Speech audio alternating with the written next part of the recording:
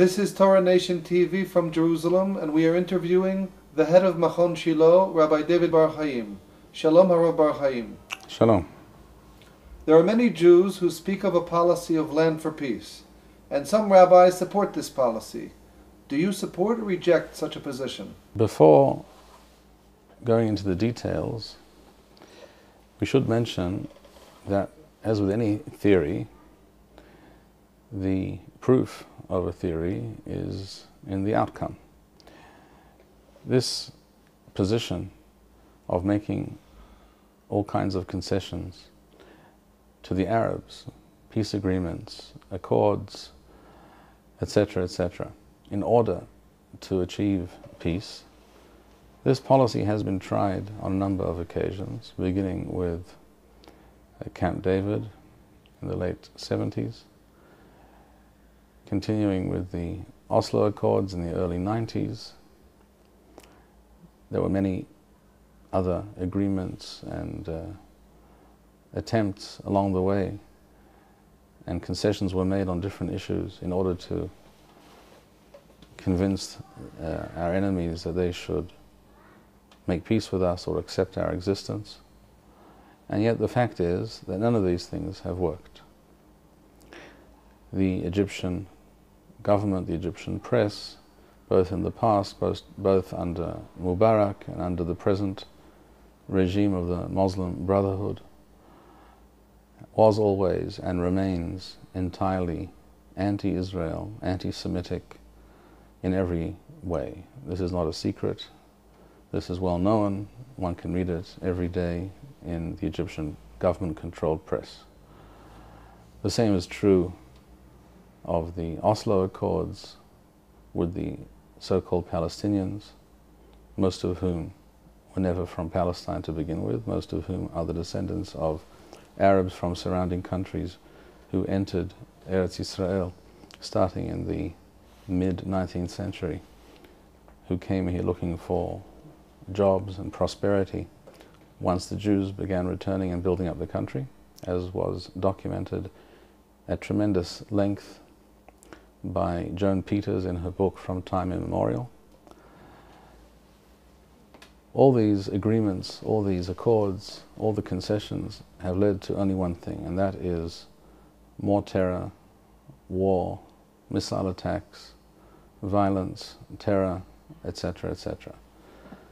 So even those who once believed that this kind of policy should be tried, even if they admitted, as some of them did, that it involved risk, but it was, in their view, a risk worth taking, well, we've taken the risks and we have seen the results, and the results are not pretty, and the results prove that this theory has no basis in fact. So of course, being someone who likes to think, at least, that he is logical and rational and does allow facts to influence his opinions, I reject such a policy out of hand.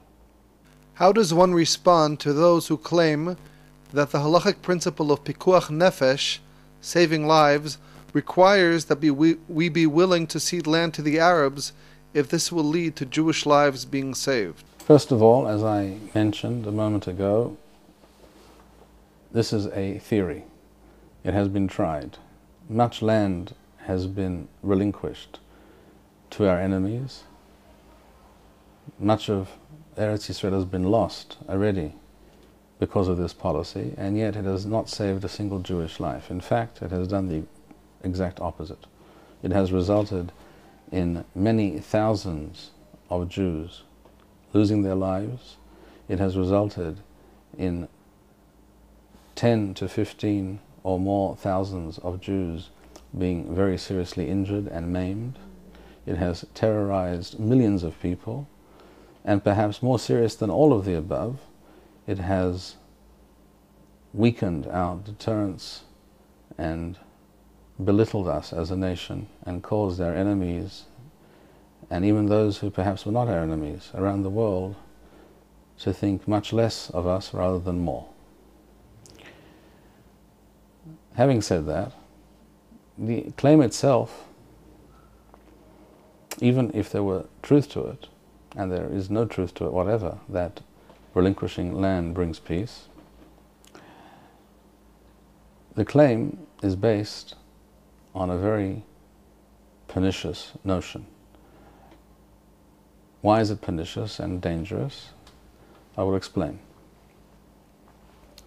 If according to halakha, if according to Jewish law, when a neighboring country says to the Jewish people, to the government of the Jewish people, we demand a certain parcel of land, we claim it is ours, if you give it over to us without a fight, all well and good, and if not, we will go to war. And of course, in warfare, the way of things is that people die. If we use the halachic principle of pikuach nefesh in this very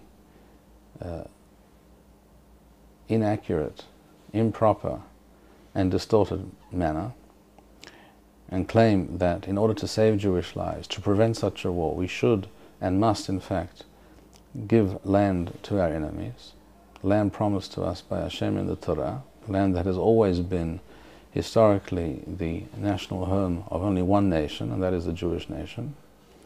If we adopt that position, then of course we have to respond to such a neighboring government or nation that yes, we will give you this piece of land because we're peace-loving and we wish to save lives. Now, fast forward the tape, 5 years, 10 years, 20 years. What happens if another government, another country, or the same country perhaps, the same leader comes along and says exactly the same thing? We demand this land over here, you have to give it over to us, or we will go to war. Again, if we understand the concept of pikuach nefesh, of saving Jewish life, to mean that in such a case we are to acquiesce, this means that we must of course agree to this demand, this threat. And then we would have to give away that second area, that second parcel of land. And so on. The next time such a demand was made, whether it was a year or 100 years later, we would have to do exactly the same thing, because theoretically, according to this claim, the principle of pikuach nefesh requires us to act in such a manner. In fact, we have no choice, because we are trying to save Jewish lives. The end result of such a policy is clear. It would be the eventual destruction and annihilation of the Jewish people in their land, or certainly of the Jewish state. Because every time that land was demanded, we would have to hand it over. And therefore, piece by piece, the Arabs, our enemies, or anyone else who made such demands, would slowly but surely whittle us down until we were living on the beachfront of the Mediterranean, and then they would demand that as well, or they would go to war with us, and we would have to agree, of course, because it's pikuach nefesh. And that would be the end of the Jewish sovereign entity in Eretz Yisrael. In other words, the point I'm making is this: no country, let alone a Jewish country, no country could ever survive if that was its explicit and formal foreign policy. No country could ever agree to be blackmailed in such a way by its enemies and constantly hand over land bit by bit until eventually it would cease to exist. That is a prescription for suicide, national suicide, not for peace and not for saving life. If there are certain rabbis, Torah scholars, who claim that this is the position of the Torah, then in practice what they are saying is that the Torah, by definition, is opposed to any sovereign Jewish entity ever existing in Eretz Yisrael. Because according to their version, their understanding of the Torah, Jewish national existence, sovereign existence in the land of Israel is incompatible with the Torah principle of pikuach nefesh, which is of course absurd.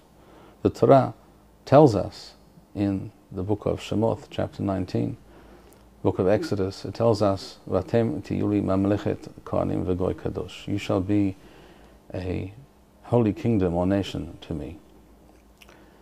A kingdom, as mentioned in Torah, a mamlacha, in modern parlance, is a state.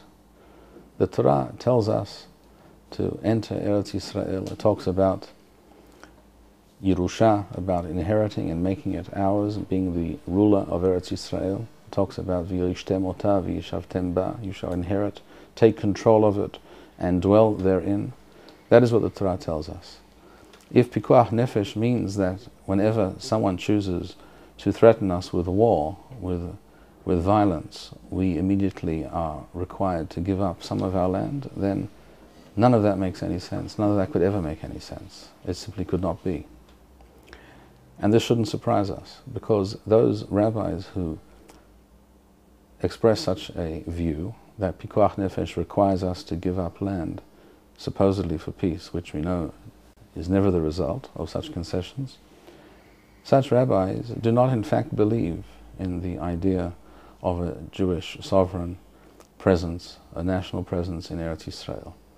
Or, put another way, if they believe in such a thing, they believe in it in a vague and very unclear and ill-defined way. That is to say, they believe that at one point in the future, when this miracle worker that they, in their minds, believe to be the Mashiach, the Messiah, comes along, then these things will come to pass. But in the meantime, we are unable to establish, and certainly to maintain, a country, a Jewish nation, Jewish nationhood in Eretz Yisrael, because we are always required to follow the principle of pikuach nefesh. So therefore, by definition, this policy, this understanding of Torah is opposed and completely incompatible with the true thrust of the Torah. It is therefore the product of Galut mode Judaism. It is the product of a very limited and very poor and depressing, in fact, version of Torah Judaism, which we must learn to reject and to overcome, so that we are able to perceive the Torah as it should be, which is the Torah of the Jewish people living in their land as a sovereign nation, as the Torah commands us. And therefore, in that context, if we are threatened with war, if we do not relinquish some of our land to our enemies, the proper response is exactly that which was given by Yiftach HaGiladi in Sefer Shoftim, the book of Judges, to other nations, other enemies of that time who demanded part of our land. And he said, if you wish to make war with me, well then you will receive our response, our military response. You will suffer. Do not risk it. And if you do risk it, know that you will lose, and that which you lose will not be given back. That is the rule, has always been the rule of human existence, of political relations between nations. And in this case, we're not just talking about land that is won in battle, but we're talking about land that is, in essence, from time immemorial, ours and only ours. That is the view, and that is the only possible view of authentic Torah Judaism. Thank you, Harav Bar-Hayim. A word to our viewers. If you would like to sponsor or dedicate a video interview with Harav Bar-Hayim in honor or memory of a loved one, or if you would like to order a Birkon Nusach Eretz Yisrael, please email us at office@machonshilo.org.